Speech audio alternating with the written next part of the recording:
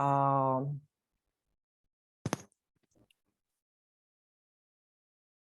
Yes. Good morning, good afternoon for those of you who are joining from other parts of the world. Welcome to this session on gender in small-scale fisheries. I'm Nireka Veeratunga, anthropologist and research fellow at the International Center for Ethnic Studies in Colombo, Sri Lanka. I would like to especially thank the organizers from the Sri Lanka Forum for Small-Scale Fisheries, especially Professor Oscar Amarasinghe for inviting me to chair this session. Dr. Meryl Williams is at this session, and we're very happy to have her. In her keynote address in the morning, she laid out the historical and current context of gender in fisheries very clearly for us. So that's a very good base for us to start this session. In the last 2 decades, gender has come a long way in fisheries. Unlike in agriculture, the exploration and analysis of gender issues came much later, as the assumption was that women did not fish or engage in the fisheries sector, which was considered predominantly a male sphere. For a long time, we have been talking about the invisibility of women in small-scale fisheries and trying to establish that women engage and sometimes have important roles in this sector too. In the last years, we have gathered much more data using more complex conceptual approaches and gained a better understanding of where and how women are placed in relation to men all along fisheries value chains in different countries based on gender norms and gender relations within those particular cultural and social contexts. We see a range of engagement of women in fisheries. At one end of the spectrum, we have, for example, the Jeju Island women divers, traditionally specialized in this occupation of diving for high-value seafood in South Korea, and women fish traders who control large markets in West Africa. And at the other end of the spectrum, we have women in some South Asian societies merely perceived as helpers who are supporting their men, even when they might be doing a large amount of fisheries-related work. Dr. Meryl Williams referred to the concept of intersectionality in understanding gender issues in small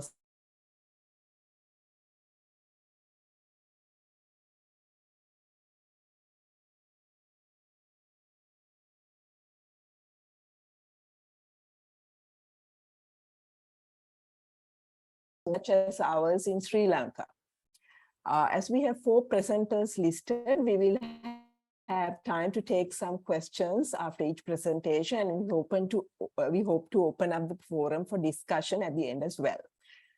So the first presentation will be by Mr. R. Ramesh from the Department of Agribusiness Management, Sabaragamu University of Sri Lanka.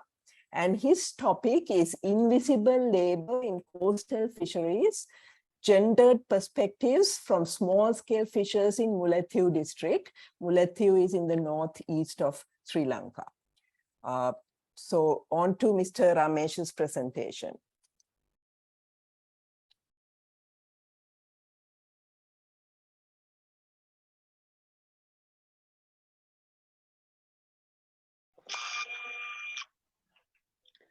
Good evening all. I am Ramachandran Ramesh, 30th student from Sabaragamu University of Sri Lanka.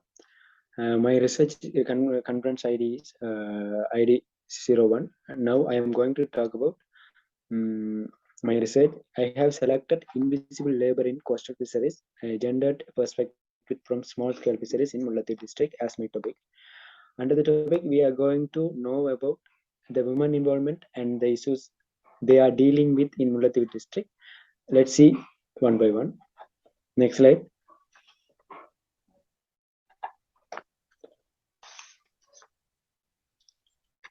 These are my content: introduction, research problem, research questions, research objectives, research method, result and discussion, conclusion, recommendation, reference. Next slide. Let's see, talk about introduction. Under the introduction, Mullaitivu is one of the densely forested district in Sri Lanka. In terms of land area, it covers an area of about 2,670 square kilometers, and people are mainly engaged in agriculture and fishing. Shrimp, crab, and other small-scale fishing practices are done in the coastal areas of Koklai, Nayar, Nanikal, and Mathala. According to Ministry of Fisheries, 2020 small-scale fishing can be defined as the fishing practices that use relatively small amount of capital and energy to make short fishing voyages for local consumption by relatively small fishing vessels. Next slide. As well as in 2019, 6,450 fishing families and 8,950 fishermen engage in fishing in Mullaitivu district. Moreover, according to Ministry of Fisheries, 2020, the infrastructure facilities for small-scale fisheries are less compared to other district. The current state of small-scale marine fishing in Mullaitivu district is a great concern due to the country growing economic downturn and COVID-19. Next slide.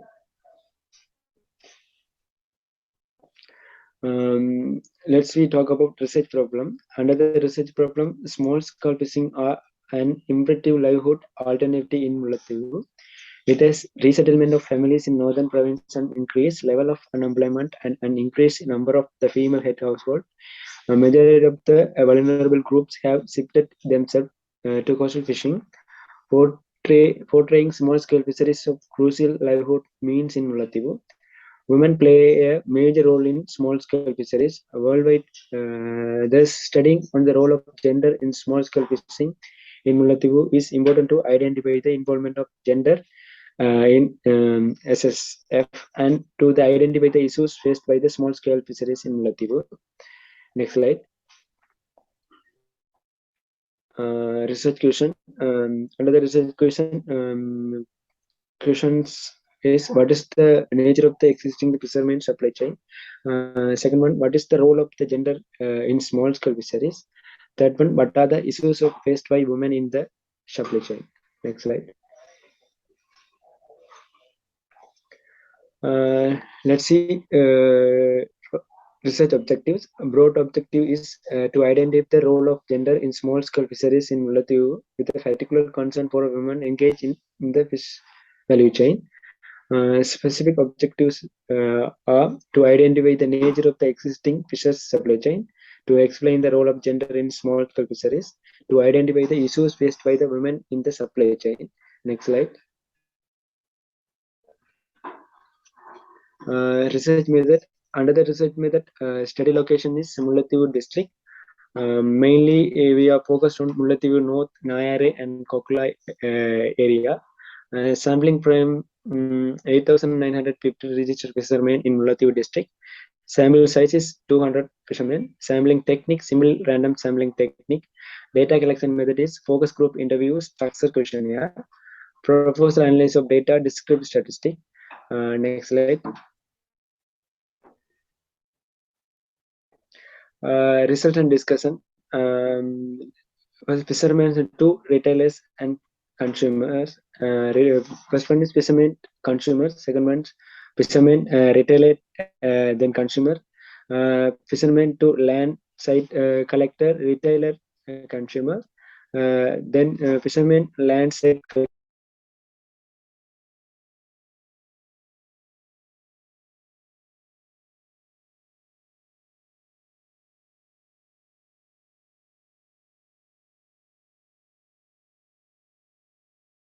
within Mullaitivu district. Let's see. This slide explain about the supply chain of small-scale fishery industry. We can clearly how the product like seafood goes and reach the end customers. Every parties in distribution channel have a proper connection to among them. Otherwise, this process is not going to be successful. So all parties of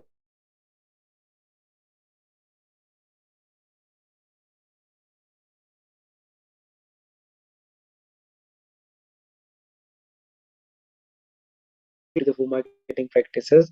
Due to this, most of the fishermen living here to take loans from middlemen to buy fishing equipment, and the middlemen are forced to sell fish at high prices. Next slide. 50% of fishermen have invested in fishing industry by themselves. You can see these fixers describe these kind of messages. To 20.2 percentage of them have invested in a partnership, and 12.6 percentage have invested through bank loan and other loans. Next slide. Role of gender. Under the role of gender, out of 200 families are selected in Mullatur district. 32 families are found to be female-headed household, and 168 families via male-head household. Next slide. And this diagram is tell about the women roles and contributions in the industry. Their duties and works elaborated under the every stage like pre-harvesting and harvesting.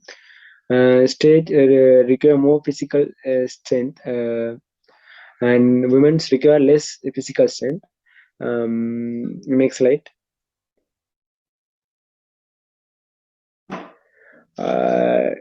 Let's talk about issues faced by women in the supply chain. Under this topic, this slide is describe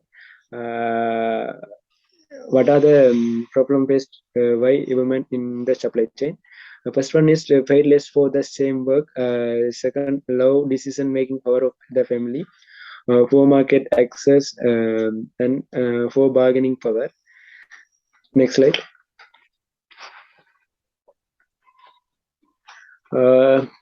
Next conclusion. Under the conclusion, although women's role in the value chain contribute to increasing economic gains and reducing the post-harvest losses, their contribution is underappreciated. Women are found to be discriminated in terms of wage, poor decision-making power, poor market access, and low bargaining and power, and hence their contribution to small-scale fisheries is hidden. Next slide.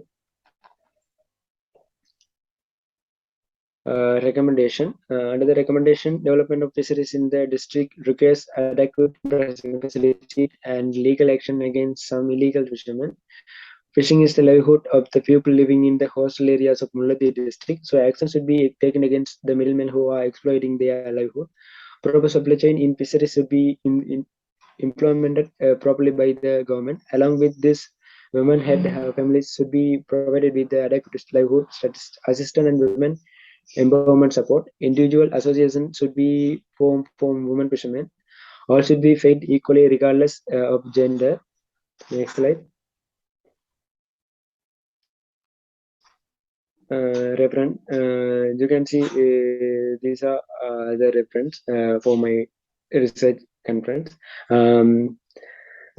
Finally, this is the end of my research presentation. Consider on women involvement in small-scale fisheries will help them and our counter fisheries industry too. So I hope you all got some useful information from here. Thank you all of your cooperation. Thank you so much.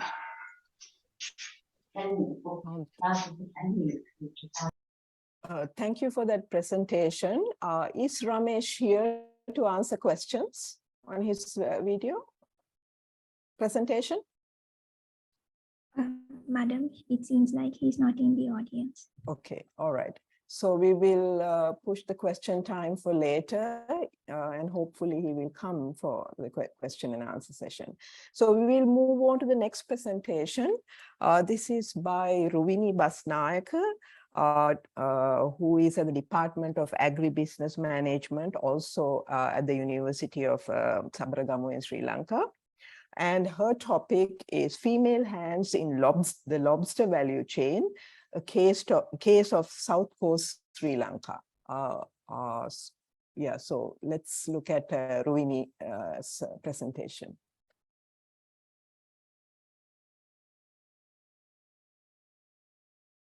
Hello everybody, I'm Ruvini Basnayaka from Sabaragamu University of Sri Lanka. Today I'm going to present on female hands in lobster fishery supply chain, a case in southern province Sri Lanka. content of my presentation today. First, we'll talk about the Sri Lankan the marine industry. Actually, it's providing a homeland for the more than 200,000 of men and women fishermen, as well as it's providing direct and indirect employment opportunities for more than 500,000 of people. When it's come to the role of the women in fisheries industry, of course it's very important, but traditionally with the barriers of the culture or the technological advancements, so it's mainly associated with the men activity rather than the women activity, even though in the Sri Lanka it's the same condition. Depending on the region, different culture, values, control or the access for the resources, extent of commercialization, product involved and comprehensive marketing network. Based on those kind of criteria, women and men are playing the different kind of changing roles in the modern, complicated, rapid changing marine fisheries value chain.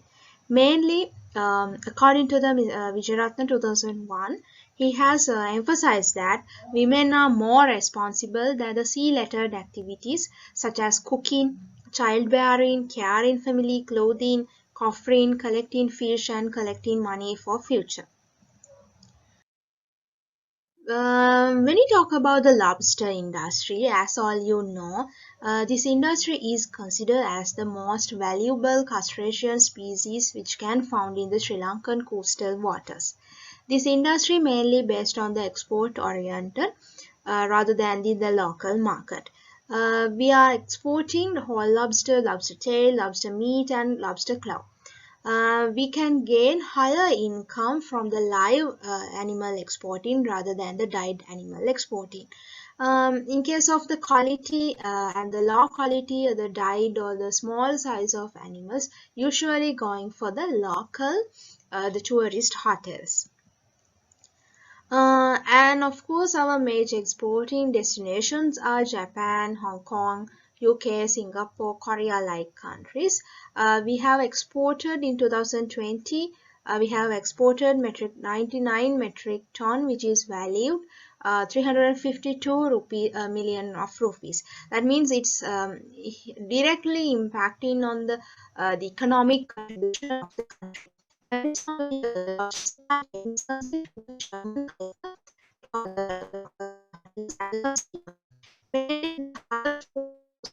Losses occurring in the fisherman and the collector side, where who receiving the less money comparative to the exporter or the local hotel people. When it's come to the research problem of my study, usually in the overall fisheries industry, women is playing the main role in the handling, grading, processing, the quality controlling roles. When it's come to the production or the fish catching, marketing, international trade or management, the role is mainly governed by the men. So, although there are a lot of studies based on the women's role in the fisheries regarding their contribution, their role, their role in the different aspects, mainly focus on the women contribution in the lobster industry is very limited. So in this study, we just try to get an attempt to fill this knowledge gap by examining the different types and the extent of the female participation in lobster supply chain in Sri Lanka.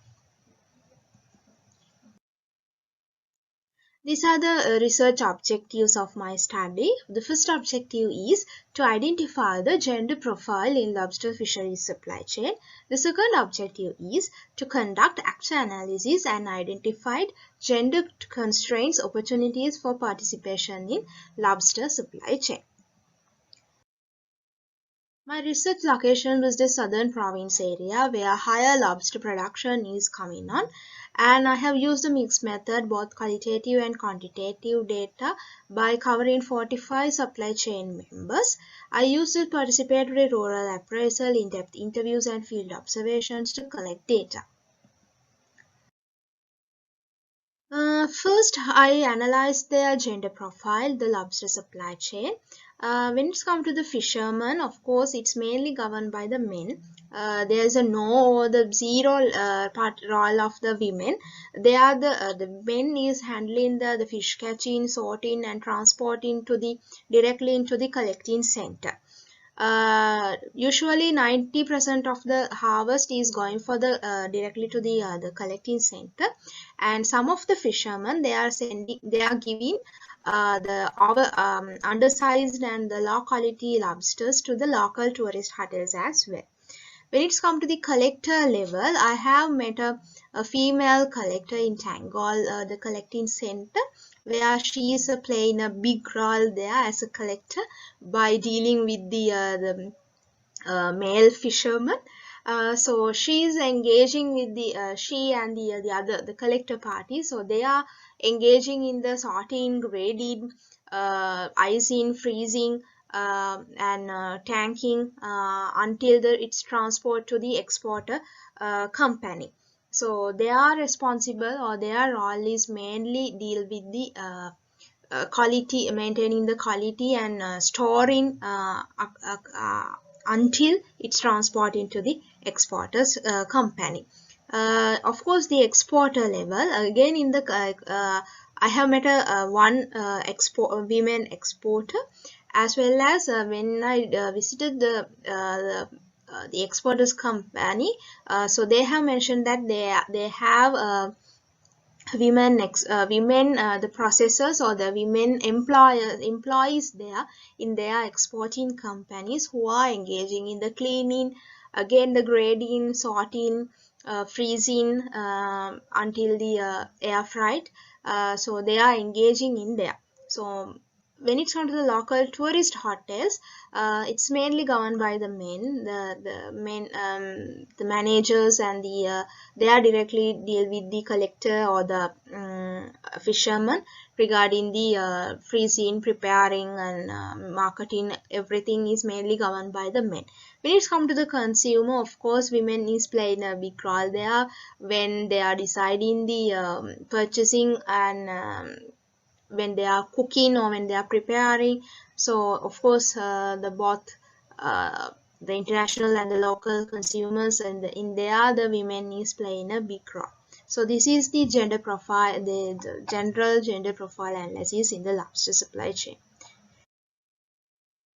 When it's come to the actor analysis on the lobster supply chain, as from the 30 of the fishermen, out of them all were men, and they are in the basic the socio-economic characteristics of their household that I have identified. They are with the limited household and limited education. So the women involvement is very much low, especially they do not have the access to decision making, to whom they are going to sell or to which price. And they are involving in the maintaining nets, sorting, preparing food for fishers, and safetying, or just limited to the household activities actually. And when it's come to the access and control over resources, of course the fishermen have the very little access to credit. They said that they do not have access to gain the bank loans, and it's not managing the income, but do not control it. So we have as of the main so economic improvement facilities they are from the industry, but we don't have access or no control on the fishermen income. When it comes to the collector, again it has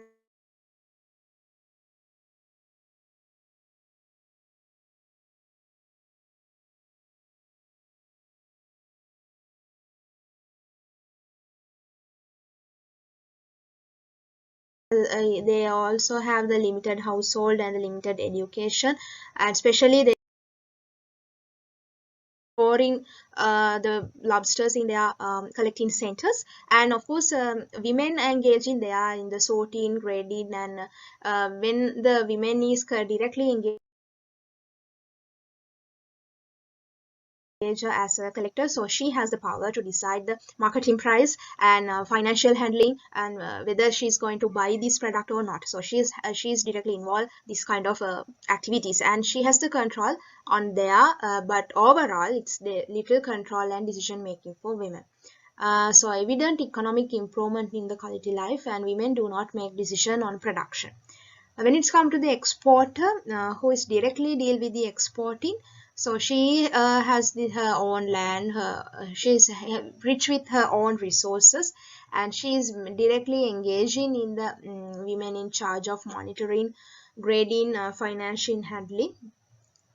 So women invest their resources, and she has having the improved living standards comparing to the fisher and the collector level.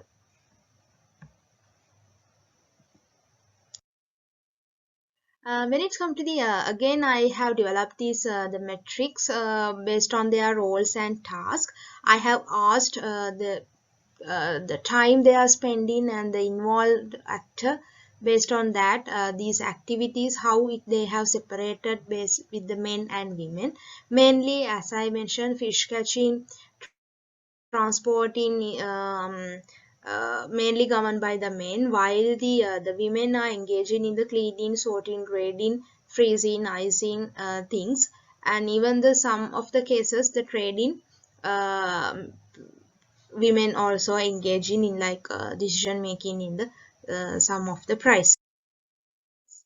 And when it's come to the gender sensitive value chain selection based on the live animal and dead animal, I have included several criteria, but I'll just highlighted few key points with this time limited. So mainly they have identified that they are gaining low cost when they are engaging with the live animal rather than the dead animal, and they told that they do not have the sufficient technological and managerial level to increase their venture, to increase their industry as an enterprise.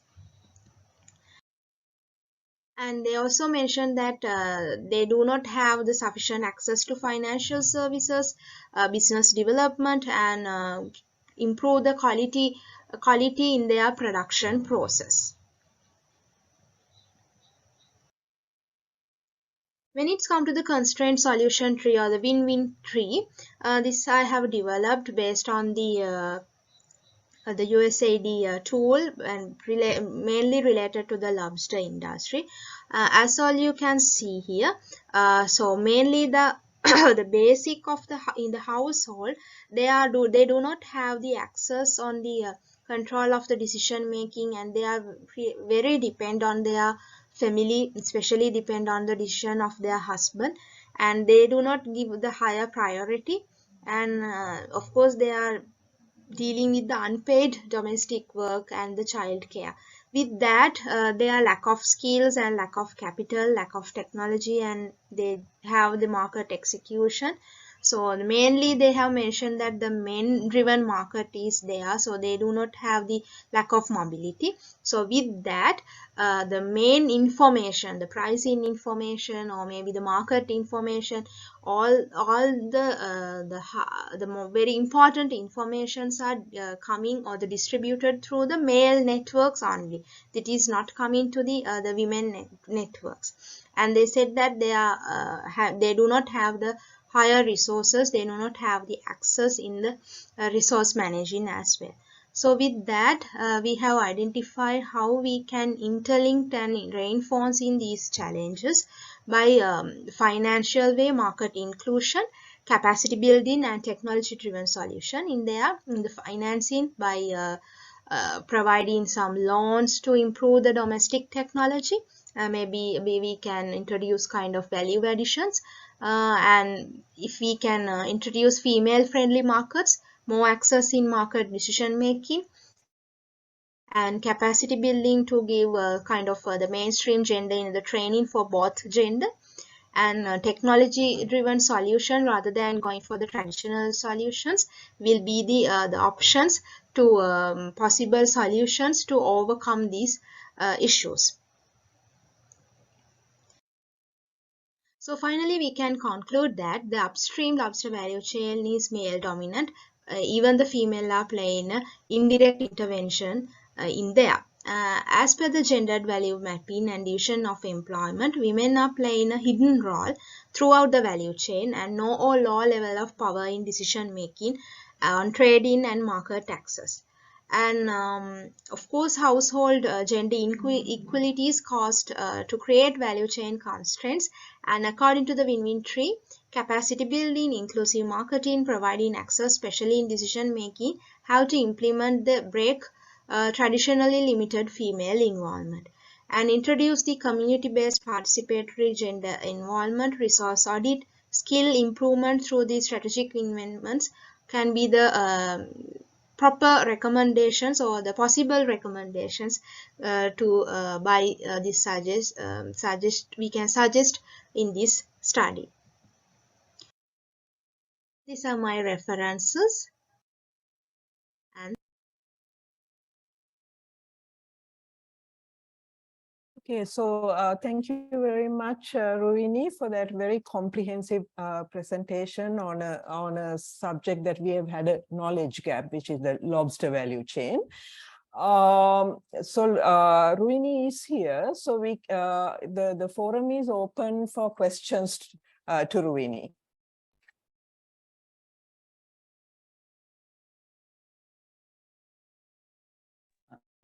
This is not a question, this is comment. Dear Rohini, thank you very much for your informative presentation. Many studies have been done on lobsters for assessment biology, but this field not yet touch. Thank you very much and wish you all the best. Rohini, could you put your video and yeah, sure. video on, please?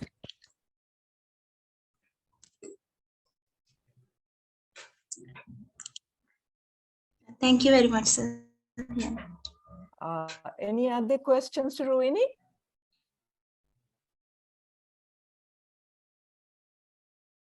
Well, I'll ask question while we're waiting for the questions. Now you had a whole, number of interviews, of which I think you had only one interview with a female collector and one interview with a female exporter. Is that correct? Yes, yes. Throughout the supply chain, we just only had the one collector women. All the other so is that all the women that you found in your entire study area, or were there more but you didn't interview them? Actually, as I informed, so they are the only people, those are the only two women who are engaging in this throughout this supply chain.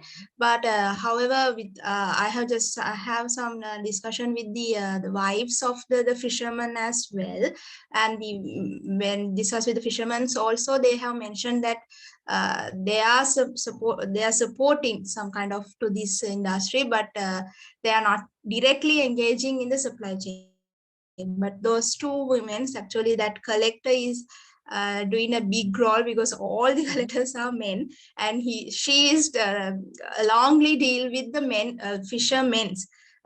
She has she's dealing with the 25 to 30 fishermen in that area, and she's having some connection with the hotel people as well. As a woman, she's doing a big role there.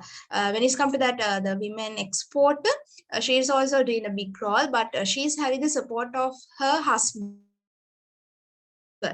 So he's there with her, and when deal with the men, so mainly he's there. But when it's come to the decision making regarding the marketing, the pricing, to which countries they export, direct intervention is there.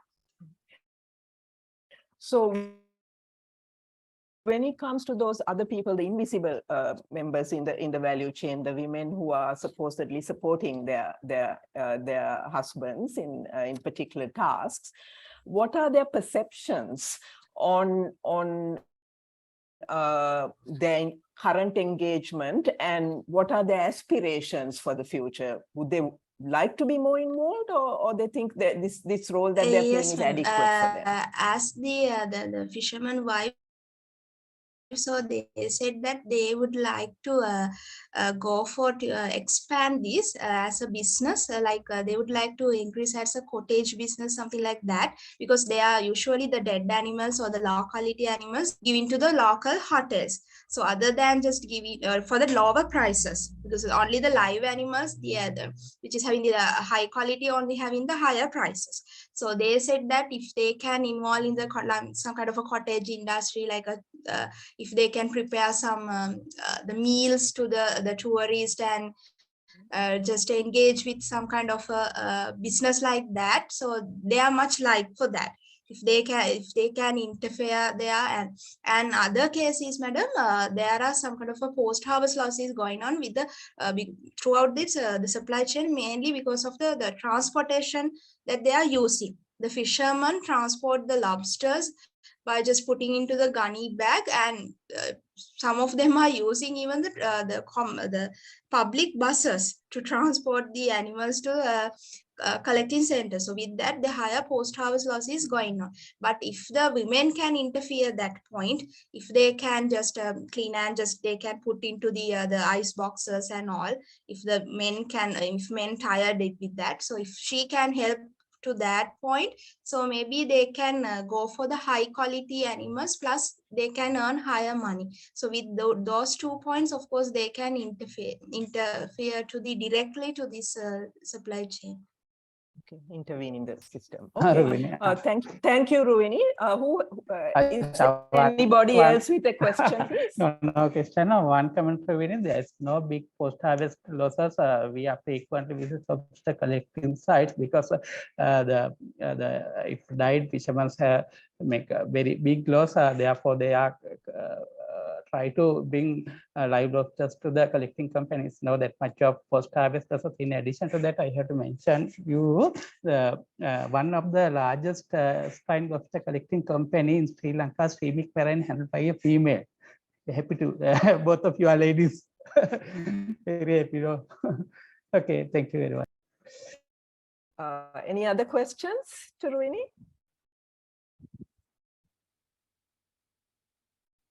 Okay, thank you then. So we'll move on to the next presentation. This is by Kaumi Piesiri of the Sri Lanka Forum for Small Scale Fisheries. Her topic is Dissent on Women Employment in Small Scale Fishing Communities, a case study of Gandhara of southern Sri Lanka.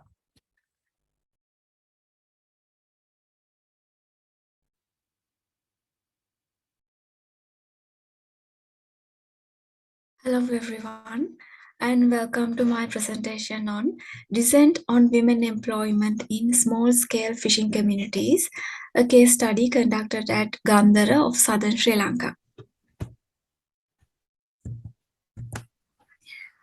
In the process of socialization, gender roles in fishing communities have made men the breadwinners, while women are destined to take care of household responsibilities such as raising children and taking care of children and elder ones, and day-to-day household chores. Gender equity and equality are fundamental concepts to the development of any sector, including fisheries. So focusing on small-scale fisheries, equal rights and opportunities should be promoted, recognizing the vital role played by women, especially in the household level. In fact, it is strongly emphasized in gender literature that neither men nor women should face any barrier for working or for employment opportunities because of their sex. However, the opportunities for women in small-scale fishing communities are not equal when it comes to employment. In a context of little attention being paid to this fact, the present study was conducted at Gandhara in southern Sri Lanka, aiming at identifying the impediments or the barriers that women encounter in taking up employment. As mentioned earlier, the study was conducted at Gandhara, a fishing village in Mathura district of southern Sri Lanka. The methodology involved a focused group discussion followed by a questionnaire survey with a sample of 120 randomly selected respondents, 60 couples, both spouses collectively. So let's move on to the results and discussion section. This is the status of women employment in the study area. Among the participants in the questionnaire survey, 60 families, wives of only 17 families, which was equal to 28%, were engaged in an occupation.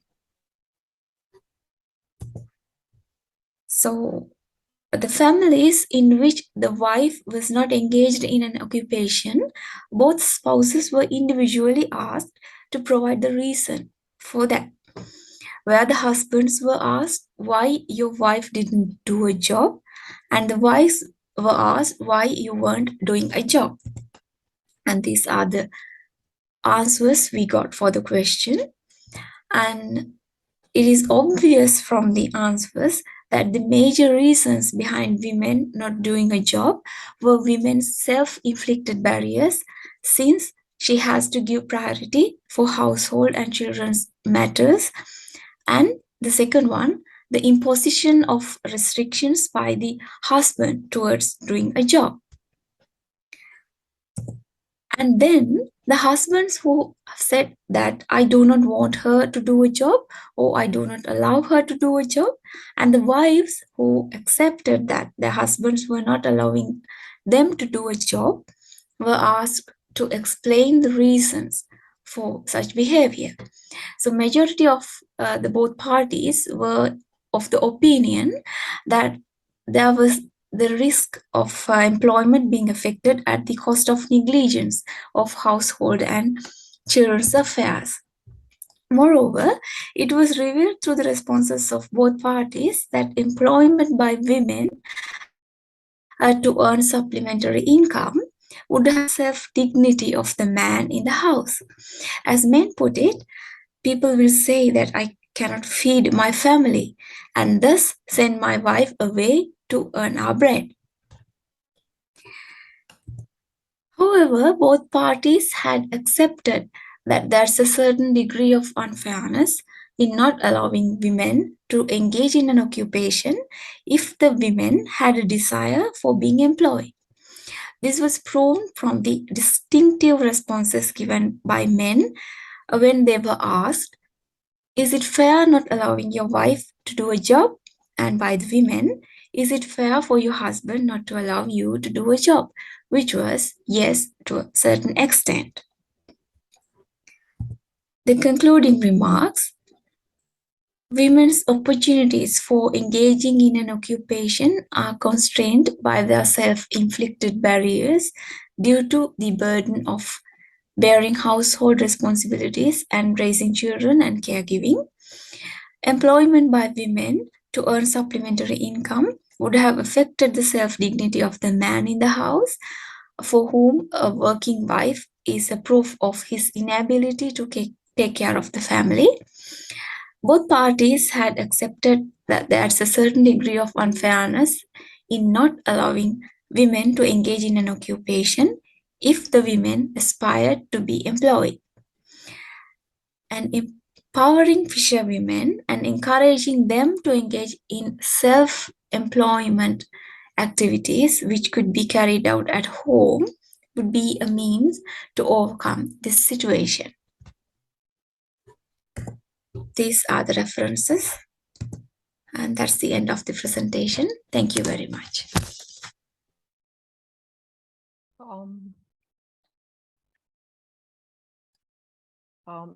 Yeah, thank you for that very interesting presentation on gender norms and practices and the underlying gender ideologies in Gandhara marine fishing community.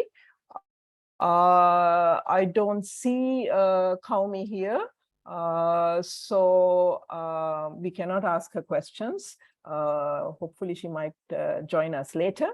So we will go on to the next presentation by Ms. Saturu her. Excuse me, Yes. Dr. Nireka, can I Yes. speak a few words? Yes. Of course, Kaumi is not there, but I like to take this opportunity because you are the person who is chairing the session. So you know that the big issue in Sri Lanka, maybe in some other Asian countries, the general comments comes like man does not like to allow her to work. Okay, that can be the overall concept what generating at the end of all the research what we are doing. But my question is that maybe that is that the reason if he asks her to work in somewhere else, who is going to take in the other responsibilities at the home, because otherwise he has to pay some money to get this service from outside. Is that the reason why man is not, I mean, interested to sending his wife to work, or otherwise is that because of the special reason, I mean, in the gender discourse what we are talking on? So you I want mean, to this is your me idea. to you No, want just me to give a response to this? Okay, Yes. well, you know, I mean, we are talking about gender norms and practices here. There is nothing natural for women to be doing housework and men to be fishing. Men could also do housework. So if the household burden was shared, then the women can do more fisheries related work. Okay, so the whole idea that women bear the primary responsibility of the household is a gender ideology. It is not, you know, something that is based in our genes or in our nature as men or women. So that is the way we explain in gender analysis what the issue is. Now the problem is, how do you change that? How do you change gender norms and practices and the underlying ideologies? That is the question. How can we get men to accept that they need to share in household responsibilities, in childcare, and then they will free up, time for women to do other things and be more productive and bring more income to the household as well. So economically, I mean, it's much more productive if both partners bring how. So that's the economic argument, and there is also the social and the emotional argument of women having more the self-worth when they have, bring in their money. I mean, the whole point of them giving the answer is the dignity of the husband that is challenged. What about the dignity of the woman, the wife? The wife also wants dignity and social recognition by being, bringing in money and being a equal partner in the household, right? So I think this is the whole, that whole area of gender norms and practices, right? Thank you. Yeah. And, because I was thinking that this is what you are suggesting is it's very much relevant with the European society, that they are sharing the responsibilities house, and the man is 50% like women is 50. But if you compare with Bangladesh, then they are not allowed to men come into the kitchen. Like, I mean, that is what you are telling us, that this is the kind of a matter of ideology. But even within Sri Lanka, there is a whole range. That's why we were talking about intersectionality, and you have to look at, ethnicity, class, all of that, within a whole range of the extent of women's contribution, even within Sri Lanka. So you can, for example, in the whole West Coast, in the Sinhala Catholic and Tamil Catholic, and even the Tamil Hindu communities on the West Coast, there's much more involvement of women in the fisheries related work. Whereas in the South, which is Sinhala Buddhist culture, there is, this kind of, gender ideology. And I think part of that gender ideology is not really traditional. It was Victorian, colonial ideology imposed because the Southern coast was heavily colonized. So if we have like the presentation that your student is I guess not going to do. I don't know whether you will, speak a few words on that. In Polonnaruwa, you find, the societies, the interior society is much more egalitarian and much less influenced by the whole colonial system historically. So there is much more involvement of women in the fisheries, inland fisheries. It's also more accessible for women because, the reservoirs are not, as rough in terms of weather and so on than the sea, right? So there's physical reasons, the climate related reasons, but also social reasons, because those Purana villages are much more egalitarian, and they were untouched by colonial, ideology, or relatively untouched. Okay. Thank you very much. I think I asked the question from the correct person. Thank you very much. Okay, so are you going to be presenting us something on the Polonnaruwa case study, since Miss No, Aturu Singh see, is not there? she is one of my students, but I'm not sure whether she is going, because she agreed to present it, but I'm not sure whether until she presenting, whether I couldn't contact actually, because I was very busy with this work, and maybe, I don't know. I already informed her to do it, and even she haven't sent me, and otherwise it is very interesting study.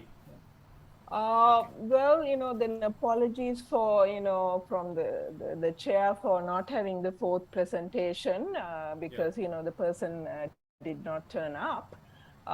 So we can open the forum for overall, questions, because I think these three studies are interesting, because two come from the South, and they are where, women are not as involved in fisheries, and one comes from the Northeast, where women are quite involved. And here we need to also say that the Northeast case study, we don't know, because Mr. Ramesh is not here, whether it included the migrant fishers from the West Coast, because this region which he studied, Nayaru and Kokilai, are, very popular migrant fisher destinations. And there you get the Catholic, communities going from the West Coast to the Northeast Coast.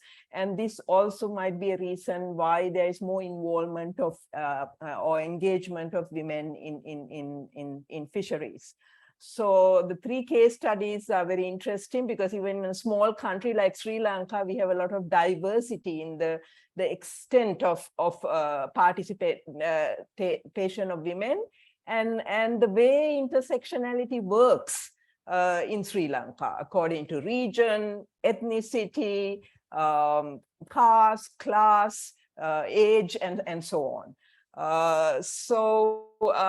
Yeah, so the forum is open for more questions.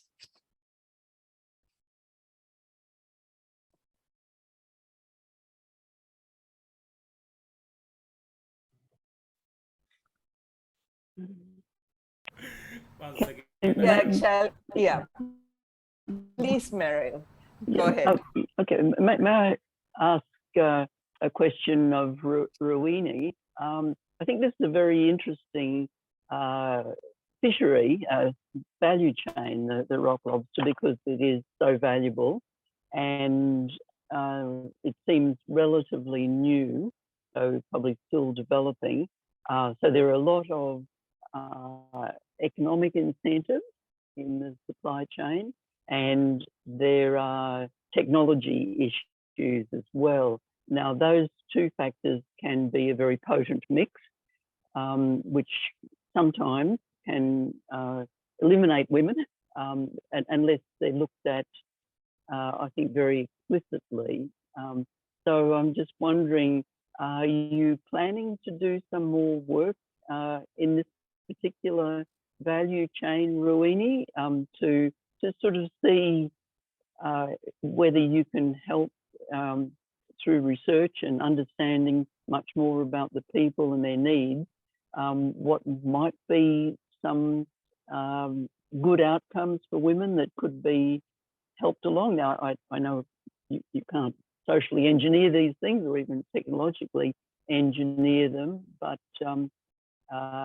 they are, you seem to be working in a value chain that's at an interesting inflection point, in some senses, being relatively new and having some opportunities, but things could go one way or the other in the case of what women do. Yes, madam. Actually, I'm working on this value chain because this is a small part that I have touched. This is a part of my MPhil study, and analyzing the market value chain of the lobster. The gender is a small the section that I have touched on. From that part, I just presented here. Actually, the whole value chain, I'm going to analyze under the my MPhil study. Excellent. We look forward very much to hearing the next episode at another conference when things move along and you've done even more studies. It's Thank you. very, very interesting one to get into at this stage. Thank you.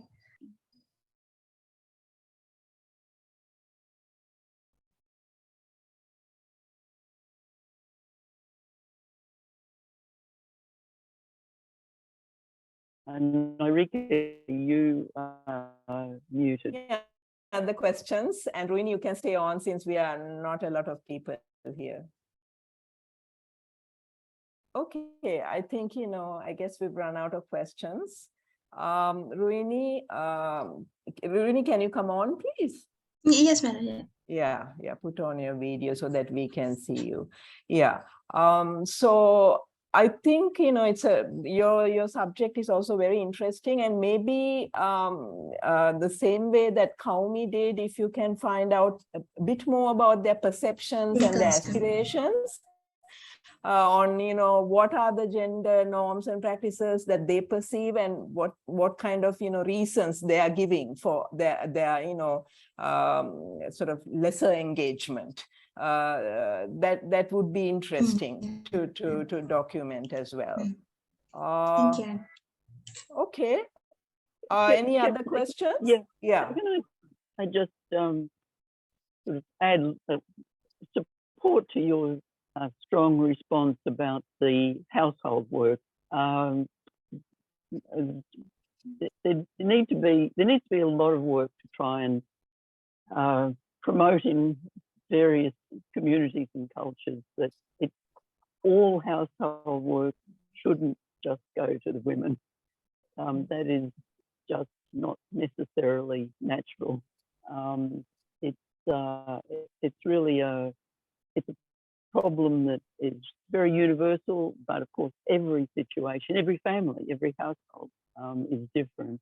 And I think gender researchers particularly need to have very good, strong responses like Ulrike's had about challenging that as the view, because the perception that, well, if the woman's going to work, then she's not going to be able to look after the household. Now, adjustments have to be made. In one of the examples I talked about in my talk, the Bolaño case from the Philippines, there was some very interesting interview insights from the women in the leadership roles, because they had to adjust their household responsibilities with their husbands or other people in the family, mainly men, about who was going to look after what in the household if they had to go out to a meeting or attend some business to do with their leadership role in community-based coastal resource management. And the ones that succeeded and kept in there, if they didn't leave their husband, which, as I mentioned, did happen in one case, the woman just said she couldn't take any more because the husband was resisting too much and insulting her dignity in public. So she said her option was to leave, but others stayed together as families, but they had to come to a household agreement on how to cope with the household work and let the woman take a growing role as they became more experienced in the community-based leadership. Now that wasn't an economic role as such, but some of that did lead to economic improvements in the family, but it was a community leadership role, but even it needed household duties adjustment. So there's situations that women and households are facing all the time and having to resolve in their own ways. So looking at and finding and learning from ways to resolve them, I think, really quite important. Yeah, I think also we need to take into account this whole class factor as well, because in households that are poor, first of all, women have no option except to work and bring in some money.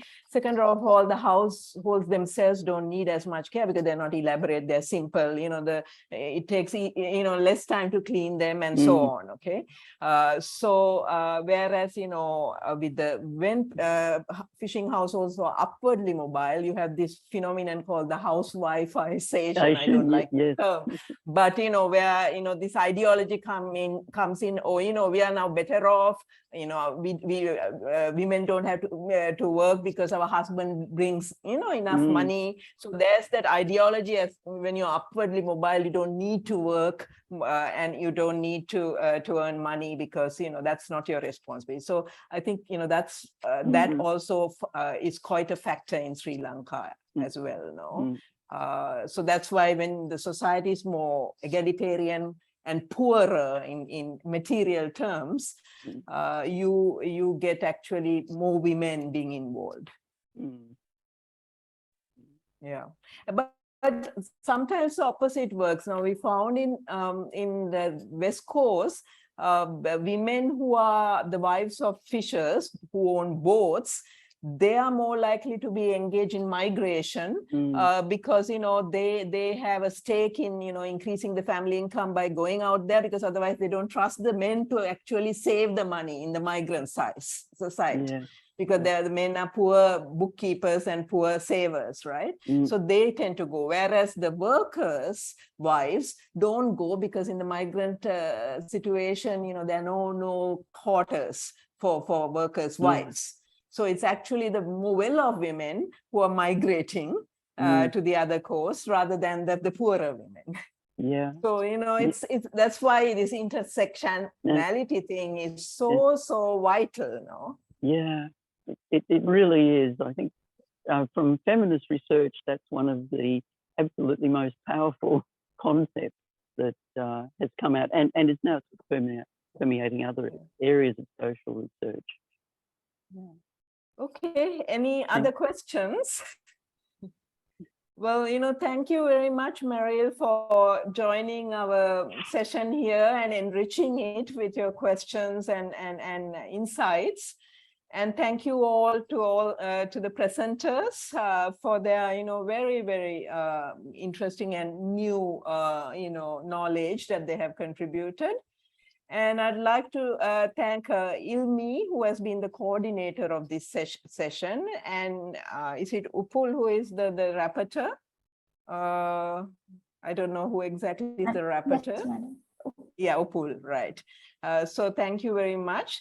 And of course, for the technical people who made this all possible in our new, brave new world of virtual conferences.